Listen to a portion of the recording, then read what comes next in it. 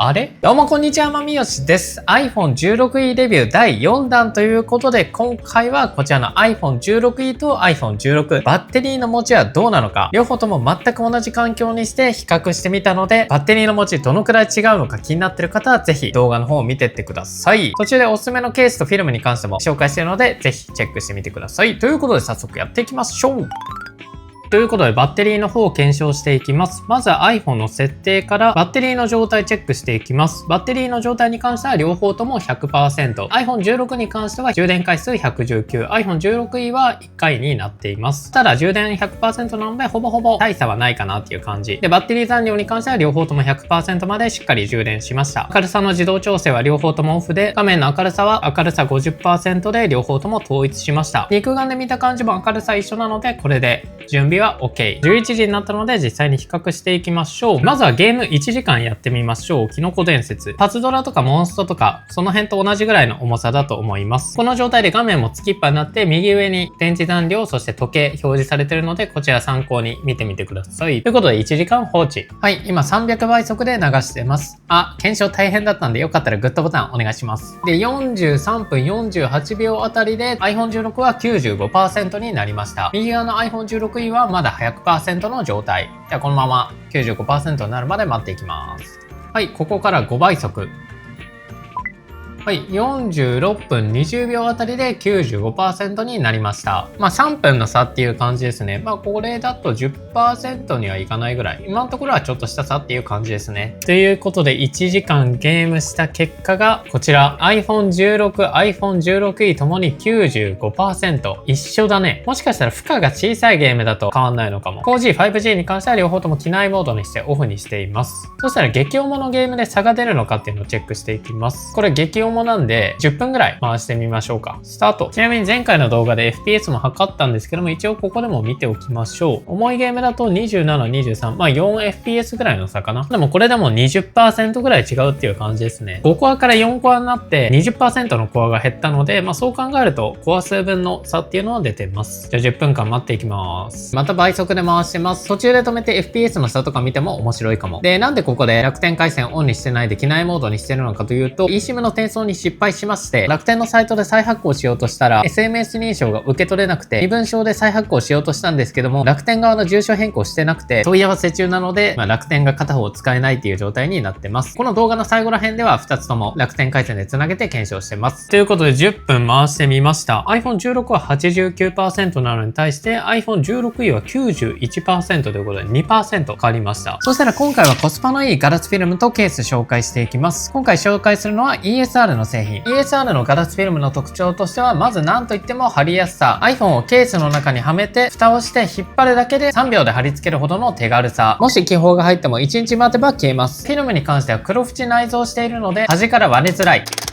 強度も QH で丈夫で傷もつきづらい。傷ゼロ。貼り付けガイドも優秀でズレもないし、気泡もホコリもなし。この ESR のフィルム3枚入りで1990円で結構安め。予備として使ってもいいし、友達と分けたりするのもおすすめ。ケースに関してはいつも愛用してる ESR のクラシックシリーズ。今回は透明タイプ。ブラックの iPhone につけるとこんな感じ。ホワイトモデルにつけるとこんな感じ。背面はポリカーボネートでハードタイプ。側面は TPU のソフトタイプになっています。四隅の外側にエアクッションが搭載されているので、落とした時の衝撃吸収性能も抜群。この ESR のケースに関してはマグセーフもかなり強力で、こんな感じでかなり強力にくっつきます。なのでこの磁力が強いケースが欲しい人もおすすめ。ボタン類に関してもズレもなく押しやすい。アクションボタンもしっかり保護されています。左側面にはストラップホールもあるし、底面の穴のズレもなし。今回の iPhone 16E 用は背面がフラットになっているので、こうやって置いた時に全くぐらつかないのも嬉しいポイント。しかも価格めちゃめちゃ安くて1499円。今セールになってて1269円で購入可能。ブラックにぴったりの艶消しブラックとかもあるので、黒買う人はそっちの方がいいと思います。この組み合わせかなりおすすめです。ぜひチェックしてみて。そしたら YouTube でこの iPhone 16E 生開封レビュー、これ生放送で開封した映像があるので、こちらを1時間再生していきます。上が16、下が 16E。やっぱりなんか iPhone 16の方が画面がちょっと黄色っぽい感じありますね。この状態で1時間動画再生してみます。89%、91% からスタートです。ということでまた倍速。で、今回の iPhone 16E に関しては iPhone 16よりもバッテリーの容量っていうのもでかくなってるっぽいです。で、今の検証に関しては C1 チップってあんま使われてないと思うので、バッテリー容量の差っていうのが今大きいと思います。はい、ということで1時間 YouTube 動画再生しました。バッテリーがこちら iPhone16 が残り 85%、iPhone16e が残り 86%。使ったバッテリーはこんな感じ。バッテリーの残量 85% と 86% でほぼほぼ一緒になっちゃいましたね。で、動画再生に関してはあんま変わんないかもしれないですね。まあ今回は両方とも機内モードにしたからっていうのもあるかも。続いては動画撮影の方をしていきましょう。iPhone16 81%、iPhone16e 83%。この状態で1時間カメラで動画撮影していきます。設定は 4K60 フレーム。スタート。今52分でストレージいっぱいで撮影止まっちゃったんですけども、どんぐらいバッテリー減ったのか見ていきましょう。結果が iPhone16 は 61%、iPhone16e は 64%。動画撮影だと基本的に一緒っていう感じですね。で、今までの検証に関しては 4G とかオフにしてたので、ここからオンにしていきます。両方とも楽天回線で 4G オンにしました。待機状態でどのぐらい減るのかっていうのを見ていきましょう。今16時24分なんで、スリープした状態で1時間待ってみます。61と64からスタート。はい、1時間経ってみたバッテリーが 60% と 62%。なんかあんまり減りに関しては変わんないかもな。という感じでちょっと全然変わんないので、激ゴもゲームやったり、まあいろんなことを同じ作業をして、最後どのくらい差があるのかっていうのを見ていきましょう。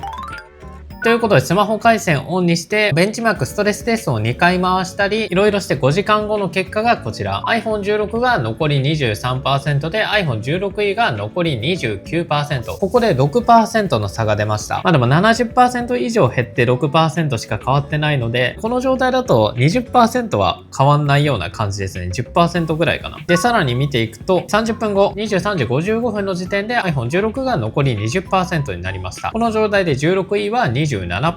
でもこっからは 4G オンの状態でひたすら放置しました。続いて翌朝10時44分なので約11時間放置で iPhone16 がマイナス 3%、16e がマイナス 4% と、ここだと iPhone16e の方が減り早いですね。小数点以下のやつでちょっと変わってきたのかも。はい、続いて12時12分。ここはマイナス 1% とマイナス 1% 一緒ですね。続いて12時半減ってない。14時12分。ここで両方とも 1% 減りました。14時13分で 1% 減って 20% と 14%。15時53分。1時間40分放置してバッテリー残量は変わらず。1時間20分経って両方ともマイナス 1%。続いて5時間後マイナス 3%。16e がマイナス 2% になっています。この状態で iPhone16 はもう残り 10%。1時間後でマイナス 2%、マイナス 1%。で、さらに約9時間後朝起きて iPhone16 はマイナス 3%、iPhone16e はマイナス 4%。で、最新15時51分になると 2% と 7% ということで 5% の差が出てます。なんかね、思ったよりバッテリーの持ち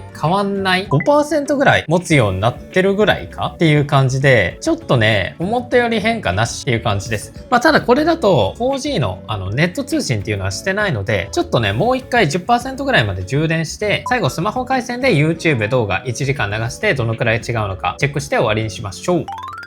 そしたら両方とも 15% になった瞬間にケーブル抜いたので、ほぼほぼ同じパーセンテージになっています。この状態で最後 4G 通信で YouTube1 時間ぐらい流していきます。同じく生開封レビューでポン。じゃあこの状態で1時間待っていきます。で、両方とも生放送のアーカイブ流してるんですけども、これ結構面白いポイントがあって、31分後がこちら。iPhone16e の方がバッテリー残量低下のアラートが出てきました。で、これね、iPhone16 の場合はダイナミックアイランドにバッテリー残量低下っていうのが出るんですけども、ダイナミックアイランドがない iPhone16e に関してはこんな感じで画面の真ん中に出てくるので、これが邪魔だなって思う方は iPhone16 選んだ方がいいかも。ちなみにこれしばらく気づかなくて、画面ちょっと暗い状態になってるので iPhone16e の方がちょっと有利な状況になっています。で、6分半後に気づいて止めました。一応バッテリー確認してみると iPhone16 が 9%、16e が 10%。ちょっと差出てるかも。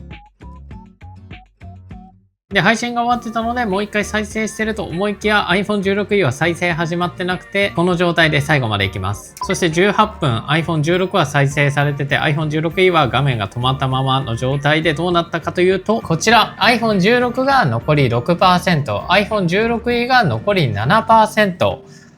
あれ？やっぱりあんまり変わらないかも。ということでいかがでしたでしょうか？個人的にはね、20% ぐらい、最低でも 10% ぐらいはこのバッテリーの持ちに差が出るのかなと思ったんですけども、予想以上に差が出なくて、ちょっとね、検証もちゃんとできてない部分もあったので、なんとも言えないんですけども、だいたい 5% から多くて 10% ぐらいの差になってるような気がしますね。今回に関しては、ゲームを1時間つけっぱなしとか、YouTube 垂れ流しとか、ちょっと普段の使い方とは違う操作になってたと思うので、そういうのがなければ、もしかしたらまたちょっと結果は変わってくるのかなと思います。ただこの iPhone 16と 16E がバッテリーそんなに変わんないっていうのはあるかもしれないんですけども、今まで使ってた iPhone SE3 とか iPhone 11とか、そういった古い端末から変える場合は、バッテリーの劣化とかを考慮すると、バッテリーの持ち2倍ぐらいになっても本当におかしくない製品になってるので、バッテリーの持ちっていうのは普通に高い製品になってると思います。16に関してもバッテリー持ちすごいんで、16よりちょっと上かなみたいな、そんな感じで捉えておいて、iPhone 16がいいけどバッテリーの持ちがいいから iPhone 16E を買うっていうのはちょっとやめた方がいいかなと思いました。今回に関しても検証結構大変だったので、よかったらグッドボタン、そしてチャンネル登録もお願いします。あと、感想あったらコメント欄で教えてください。ということで、以上、バイバイ。